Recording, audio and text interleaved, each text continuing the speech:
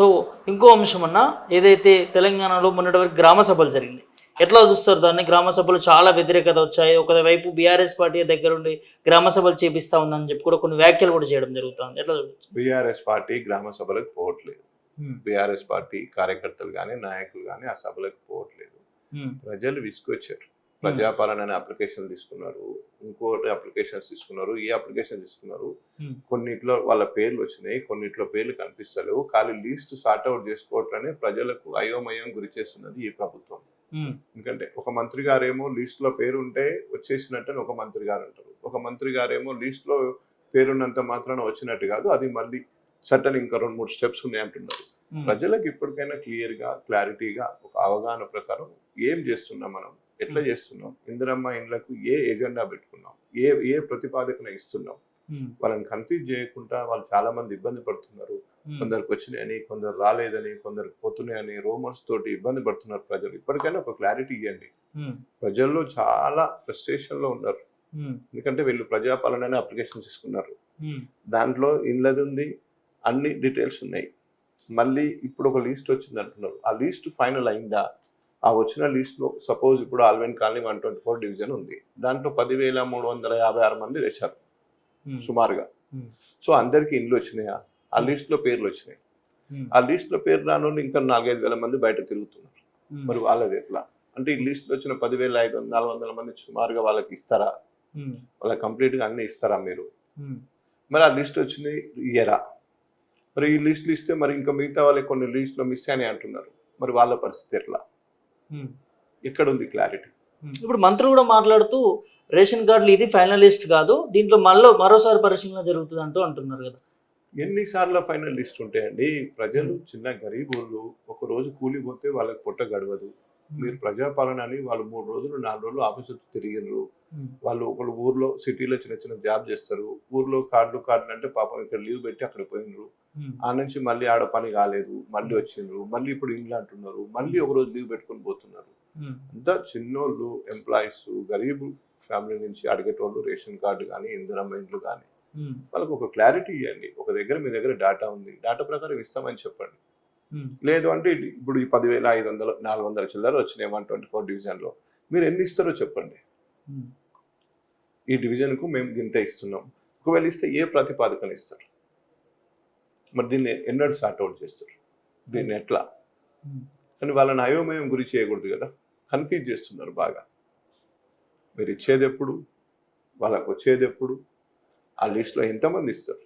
పోనీ draw system ఇస్తారా? లేకుంటే ఏ లెక్కలు ఇస్తారు మీరు? ఇప్పుడు అసలు 10,436లో లిస్టు రాలేదని చాలా మంది కన్ఫ్యూజ్ లో ఉన్నారు.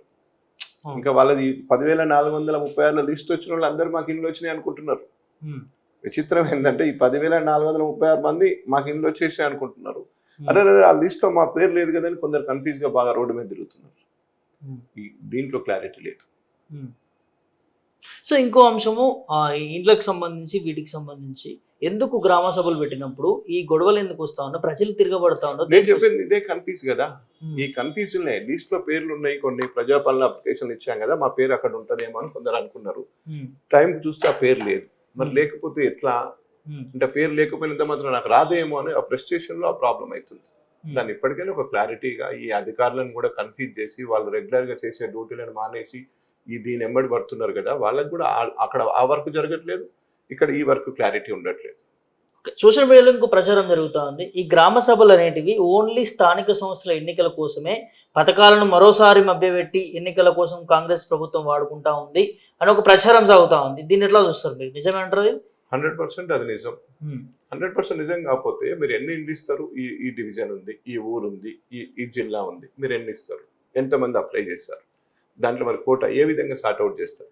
అప్లై చేసిన దాదాపు ఇల్లు లేని వాళ్ళు, గరీబ్ వాళ్ళు, అవసరం ఉన్న వాళ్ళు, ఇవ్వాల్సిన వాళ్ళు అందరు ఎలిజిబిలిటీ ఉన్నారు అక్కడ. దాన్ని ఎట్లా తీసుకొస్తారు అనేది క్లారిటీ ఇస్తే ప్రజలు కూడా ఒక అయోమయంలో ఉంటారు. అది క్లియర్ అయిపోతుంది. దీంట్లో బీఆర్ఎస్ రెచ్చగొడుతుంది, టెంట్లు మూస్తుంది. బీఆర్ఎస్ రెచ్చగొట్టి టెంట్లు మూస్తే గ్రామ సభలు ఊరుకుంటారా? బీఆర్ఎస్ కి మాకేమి కూడా ఎలక్షన్స్ ఉన్నాయా?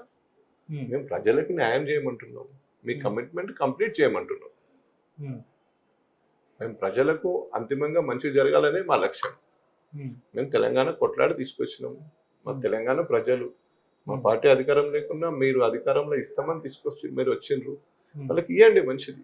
వాళ్ళకి మంచి జరిగి మంచి ఇల్లు వచ్చి మంచి లాభం జరిగితే అందరికంటే ఎక్కువ సంతోషపడేది మేమే కదా. వాళ్ళకు మాకు బంధం ఉంటుంది. మేము తెలంగాణ కొట్లాడి 14 ఏళ్ళు కొట్లాడినాం, 10 ఏళ్ళు పరిపాలించినాం.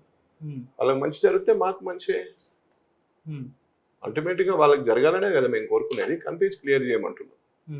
బీఆర్ఎస్ ఖచ్చితంగా ప్రజలకు అండగానే ఉంటది, ఇట్లాంటి విషయంలో ముందుండదు అంటారా? ఏదైతే గొడవలు పెట్టే విషయం, గొడవ ఎప్పుడు పెట్టదండి. బీఆర్ఎస్ పార్టీ ఎప్పుడు తెలంగాణ అభివృద్ధి కోరుకుంటుంది. మేము ఉద్యమం నాడు కూడా గొడవ పెట్టలేదు. ఉద్యమం కూడా శాంతియుతంగా అహింసయ మార్గంలో సత్యమే ధర్మం అనే టైపులో కేసీఆర్ గారి నాయకత్వంలో మేము ఒక పద్ధతి ప్రకారం ఒక క్లారిటీగా ఉద్యమం చేస్తాం.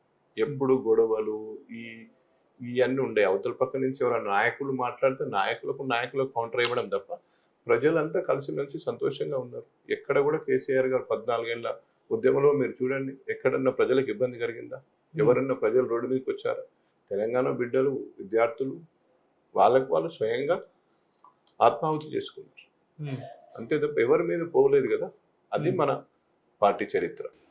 ఫైనల్ గా ఎమ్మెల్సీ బల్మూరి వెంకట్ మాట్లాడుతూ ఈనో ప్యాకెట్లు పంపించాలి బీఆర్ఎస్ నాయకులకంటూ ఒక అంశాన్ని చూస్తా ఉన్నాం. సో దీన్ని ఎట్లా చూస్తారు? అంటే అభివృద్ధిని జీర్ణించుకోలేకపోతా ఉన్నారు. వెంకట్ గారికి చెప్పండి, మీరు మళ్ళీ ఎప్పుడన్నా వేరే దగ్గర ఈనో ప్యాకెట్లు అన్ని ప్యాకెట్లు వాళ్ళకే వస్తాయి. ఈ ఇందిరమ్మ ఇండ్లు, రేషన్ కార్డులు అన్నీ అయిపోయి ప్రజలను అంత సంతోషంగా ఉంచమనండి. ఈనో ప్యాకెట్లు ఏం ఎక్కియాలో ప్రజలు వాళ్ళకి ఎక్కిస్తారు. అవి వాళ్ళకే పోతాయి. మాకు వెంకట్ గారు పంపించేంత అవసరం లేదు. ఆయన మా గురించి కామెంట్ చేసే అంత సీన్ సితారా అవసరం లేదు. ఎందుకంటే మేము అధికారం చేసి వచ్చినాం 10 సంవత్సరాలు. మా పరిపాలన ప్రజలు చూసిండ్రు. మీరు అంతకంటే మంచి చేస్తామని వాళ్ళని నమ్మించిండ్రు. మార్పు అని కోరిండ్రు. మీరు మాకు ఈ మూల ఏం మార్చేది కాదు. అవన్నీ ఏమన్నా మీ దగ్గర పెట్టుకోండి. మీకు అది తప్పకుండా అవసరం వస్తాయి. మీకు ఎట్టి పరిస్థితుల్లో అది మీకు యూజ్ అవుతుంది. ఎందుకంటే రేషన్ కార్డులు, ఇందిరమ్మ ఇండ్లు కంప్లీట్, రుణమాఫీలు ఇవన్నీ మీరు కమిట్మెంట్ కంప్లీట్ చేయకపోతే ఇంకా దానికి అడిషనల్ కూడా మీకు అవసరం ఉంటుంది. అన్ని సెట్ చేసి పెట్టుకోండి ముందు జాగ్రత్తగా. ఇది ఏదైతే కాంగ్రెస్ పాలన గురించి కావచ్చు, లేకపోతే తెస్తా అన్న పెట్టుబడుల గురించి కావచ్చు, లేకపోతే మొన్న నిర్వహించినటువంటి గ్రామ సభల గురించి కావచ్చు. సో ఖచ్చితంగా ఈ రాష్ట్ర సర్కార్కి ప్రజల పట్ల చిత్తశుద్ధి ఉంటే ఇస్తా అన్న హామీలు కావచ్చు, చేస్తా అన్న పనులు కావచ్చు, ఇప్పుడు తెస్తామంటున్న పెట్టుబడులు కావచ్చు, ప్రజల అభివృద్ధి కోసము బీఆర్ఎస్ పార్టీ కోరుకుంటారు తప్ప ఎట్లాంటి గొడవలు కావచ్చు ఎట్లాంటి బీఆర్ఎస్ పార్టీ ప్రోత్సహించదు. బీఆర్ఎస్ పార్టీ కేవలం ప్రజల పక్షాన ఉంటుంది, ప్రజల అభివృద్ధి కోసం ముందుంటుంది అంటూ కూడా శేర్లింగంపల్లి సీనియర్ బీఆర్ఎస్ నాయకులు ఎర్రబెల్లి సతీష్ రావు గారు చెప్తున్నటువంటి అంశాన్ని చూస్తున్నాం. కెమెరామ్యాన్ కళ్యాణ్తో ప్రభాకర్, మిర్రర్ టీవీ, హైదరాబాద్ నుంచి.